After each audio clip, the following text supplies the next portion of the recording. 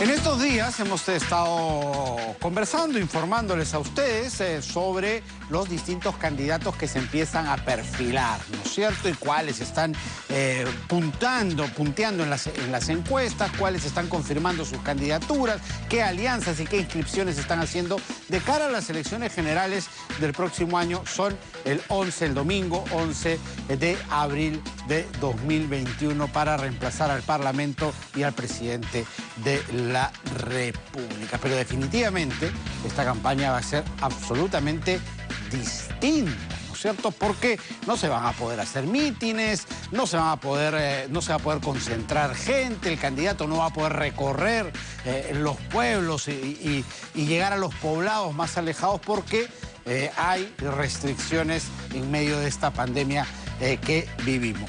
¿Cuáles serán las características de esta campaña? ¿Cómo se le imagina usted? Para ello estamos con Enrique Giles, que es profesor de SAN y ya lo tenemos en videoconferencia. Enrique, ¿cómo está? Muy buenas tardes. Muy buenas tardes, Juan Carlos, y feliz día de periodista. Muchísimas gracias. Trabajando, lo recibimos como siempre. ¿Cómo podemos estructurar desde el marketing político, ¿no es cierto?, una campaña en medio de estas circunstancias absolutamente anómalas que nos toca vivir? Definitivamente es una circunstancia difícil para todos nosotros y sobre todo para el planteamiento de estrategias para una campaña política. Muy acostumbrado a estar en los mercados, a estar en la calle, y ahora, por ejemplo, como ha ocurrido con cualquiera de nosotros y con otras empresas también, se tiene que adaptar al tema digital. Esta adaptación digital implica a que los candidatos no deben estar ajenos a las herramientas digitales, tienen que conocer a sus audiencias, y conocer a las audiencias implica aprovechar al máximo casualmente esta gran capacidad que nos brindan las redes sociales y las plataformas digitales en sí, de poder compartir el mensaje de manera segmentada. Otra forma también es, podemos construir cercanía. Mucha gente podría pensar, pero ¿cómo construir cercanía si yo no puedo estar en el día a día con el lector? Sin embargo, casualmente, esta particularidad de poder generar perfiles de usuarios, poder segmentar la audiencia, nos ayuda a poder generar ese vínculo estrecho con los votantes, compartiendo casualmente el mensaje que ellos probablemente están esperando a través de las diferentes herramientas que las plataformas digitales nos brindan. Perfecto. Tal vez la primera gran campaña que adjuntó de manera agresiva a las redes sociales a su estrategia es la de Barack Obama en los Estados Unidos, ¿no? Con el Yes We Can. Pero aquí también tenemos algunos ejemplos. En la campaña pasada, tal vez, quien más aprovechó redes sociales podría ser el candidato del Partido Morado, ¿no? Julio Guzmán, que fue muy activo en redes sociales y desde las redes sociales pasó ya al plano, digamos, del plano virtual al plano real en cuanto a preferencias, ¿no? Y si no hubiera sido excluido, de repente podría haber tenido alguna oportunidad. Tenemos ejemplos de que eso ya ha podido ocurrir y que se pueden dar pinceladas interesantes a una campaña desde redes sociales. Desde luego que sí, pero sin embargo también hay que considerar que el 64% de la población peruana accede a Internet. Hay un gran porcentaje de la población que no tiene acceso a las redes, acceso a Internet, y también cuando hablamos de una campaña política necesitamos hablar del 100% de los peruanos. Entonces, partiendo de ahí, y hay una gran frase que muchos de las personas comentan en redes, es que Twitter no es el Perú, Facebook no es el Perú, y tienen mucha razón. Entonces, sin embargo, durante todos estos años, desde la campaña de Barack Obama hasta la actualidad, el tema de la comunicación digital y ahora involucrándose el tema político ha evolucionado de una manera muy relevante para la industria. ¿En qué sentido? Que ahora, por ejemplo, estamos hablando de militancia digital. Estamos hablando de incentivar a aquellas personas que quieran votar por uno u otro candidato a que se conviertan en influencers de la campaña. Y de esa manera tomen parte activa en la difusión del mensaje a un sector de la población que posiblemente no tenga acceso a Internet. Y para ello, por ejemplo, si nosotros podemos identificar aquellos influenciadores naturales de nuestros mensajes, podríamos tener éxito en la difusión del mensaje que queremos propagar.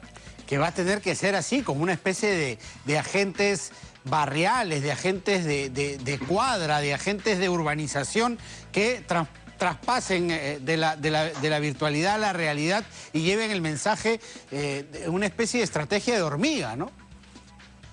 Correcto, mira, y eso ya lo hemos podido observar ahora en tiempos de pandemia. Muchos de nosotros estamos en contacto activo con mucha gente que no conocíamos hasta antes de la pandemia, que nos ofrecen servicios para la casa. Por ejemplo, el uso de WhatsApp se ha vuelto casi una obligación para muchos de nosotros, casualmente por los servicios que nos brindan. Y es WhatsApp, por ejemplo, una herramienta valiosa para poder difundir estos contenidos más allá de Facebook, más allá de Twitter, más allá de Instagram. Sobre todo para una población como la nuestra, que está muy acostumbrada al uso de esa herramienta, y sobre todo porque WhatsApp, por ejemplo, es una herramienta muy personal y el vínculo que se puede generar a través de esta es muy, muy interesante.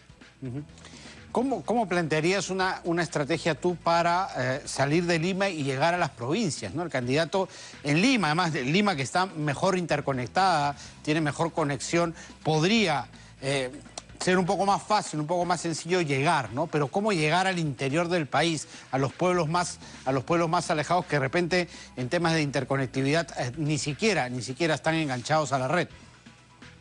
Definitivamente hay un dato también interesante acá que por lo menos en el 98% de hogares peruanos existe una persona que tiene celular. Entonces, este dato podría ser aprovechado por las estrategias de campañas políticas para poder llegar. A ese hay que llegar. ¿No? Y no solamente, mire, y si yo me apalanco en el tema digital, muchos de los estrategas se enfocan en redes sociales. Y en redes sociales compites con mucha información y probablemente se van a enfocar en publicidad. Y lo que la gente necesita y requiere es mensajes directos hacia lo que ellos están buscando, y eso sí te permite lo digital. Digital te permite construir posicionamiento del lado de Google, del lado de las redes sociales, porque la gente va a buscar quién es el candidato, cuáles son las propuestas. Y también posiblemente van a encontrar lo que el otro candidato te está haciendo la guerra. Entonces necesitas generar eso, compartir tu historia, la historia de vida del candidato, que pueda generar una relación intrínseca con su votante, definir un estilo ganador, que tenga soluciones puntuales. ¿En qué sentido? Hay herramientas de social listening que te permite identificar lo que están hablando sobre una problemática específica de un lugar del país. Y tú vas a enviar el mensaje que está solucionando eso. Y, a su vez, trabajar en generar influencias reales. Influenciadores que casualmente van a llevar ese mensaje que va a salir de las redes, va a salir de Google, va a salir de Internet para poder llegar a aquellas personas que no tienen acceso a ello. Qué importante va a ser el manejo de datos entonces, ¿no es cierto? Muy, muy importante. Esperemos que se maneje bien, ¿no? No como en la campaña de Estados Unidos, la última, donde hubieron denuncias de serias manipulaciones, ¿no? Sí, y es constante, y lo puedes ver, por ejemplo, los que estamos ligados a Twitter, que hay personas que posiblemente van a ser candidatos que ya están trabajando con bots, ¿no? Con aquellos cuentas automatizadas que comparten o elogian al posible candidato, y finalmente la gente también ha evolucionado, sus perfiles de usuarios, ellos ya saben cuándo es un bot, ya saben que es una persona real o no es una persona real, y ahí va a decir mucho la transparencia de un candidato. Perfecto, Enrique. Muchas gracias por haber estado con nosotros y dar estas pinceladas iniciales de lo que va a ser una campaña absolutamente atípica para nosotros. Muchas gracias. No, gracias a ti y nuevamente feliz día a todo el equipo. Muchas gracias. Enrique Giles, profesor de SAN, ha estado con nosotros hablando de esto que vamos a empezar a hablar definitivamente en las próximas semanas, conforme se vaya calentando esta campaña, y veremos cuáles serán las novedosas estrategias que se utilicen para afrontar una campaña de elecciones generales en una situación absolutamente atípica como la que vivimos. El que tenga la estrategia más creativa de seguro sacará una ventaja importante. Ahora vamos a hablar de otro tema.